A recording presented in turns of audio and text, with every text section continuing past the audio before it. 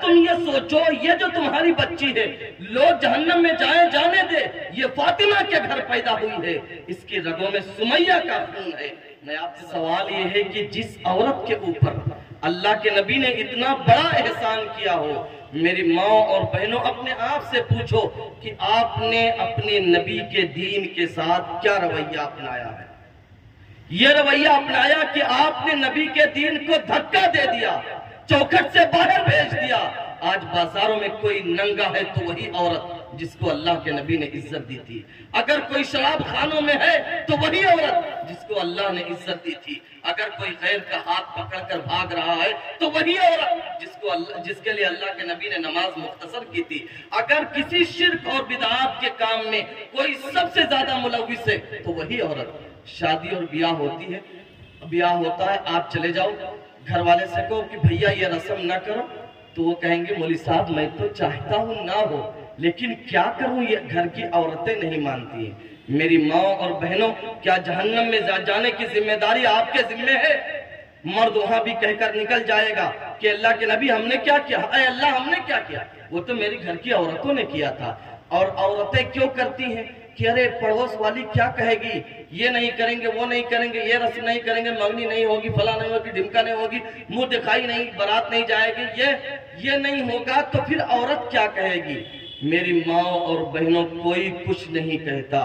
ہم وہ لوگ ہیں جو 2 سال کے بعد اپنی ماں کے قبر کے نشان کو بھول جاتے ہیں۔ یاد ہے آپ کو؟ اکثر لوگ بھول چکے ہوں گے۔ جس ماں نے محنت سے پالا تھا، ہم پورے سال اس کی قبر پر کھڑے رہ کر فاتحہ نہیں پڑھتے ہیں، اور کون کیا کہے گا یہ کوئی یاد واد نہیں رکھتا ہے۔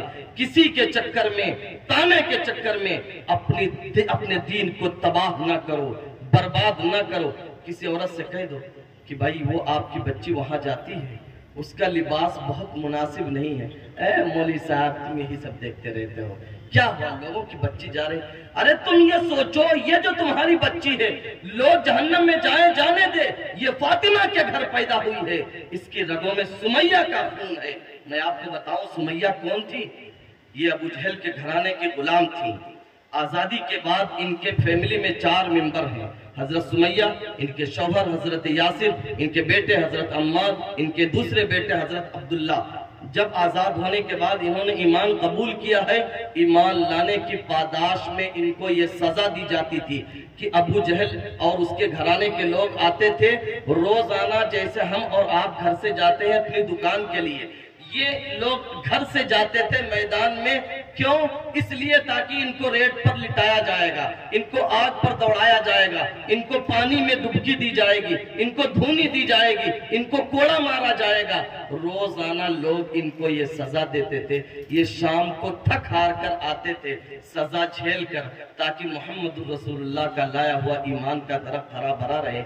ایک دن حضرت جب آپ صلی اللہ علیہ وسلم کبھی ادھر سے گزرتے تو دیکھتے کہ دشمنوں نے سمیہ کو بھی، یاسر کو بھی، ان کے بیٹے کو بھی ایک ہی رسی میں باندھ رکھا ہے۔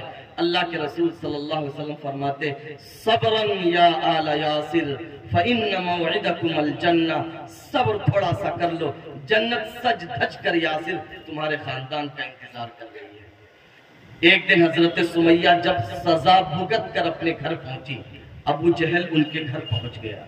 روایت میں لکھا ہے ابو جہل نے یاسر کے سامنے اور عمار کے سامنے ان کو مادر زاد ننگا کر دیا۔ ایک عورت کو جب اس کے بیٹے کے سامنے ننگا کر دیا جائے اس کو کتنی تکلیف ہوتی ہے، ایک عورت ہی اندازہ لگا سکتی ہے۔ پھر ان کو ستون سے باندھ دیا۔ ستون سے باندھنے کے بعد ابو جہل نے کہا کہ سمیہ اب تو محمد کا انکار کر دو رسول صلی اللہ علیہ وسلم۔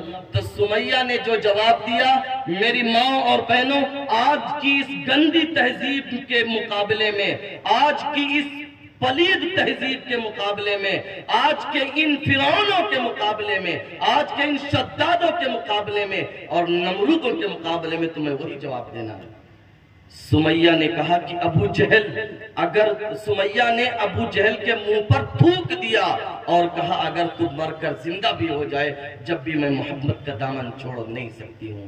میری ماں اور بہنوں، یہ دنیا کی لک دک پر تھوک دو، دنیا کی چمک دمک پر تھوک دو، اور دنیا کو بتا دو ہماری عزت سمیہ سے جڑی ہوئی ہے، ہمیں رسول اللہ صلی اللہ علیہ وسلم زیادہ عزیز اور زیادہ پیارے ہیں۔ آخر کیا وجہ ہے کہ پورے ہندوستان میں، پورے ملک میں محمد رسول اللہ صلی اللہ علیہ وسلم کا کلمہ ان 10 سالوں میں اگر سب سے زیادہ کسی نے چھوڑا ہے تو آپ نے چھوڑا ہے، یہ آپ کو قبول کرنا پڑے گا۔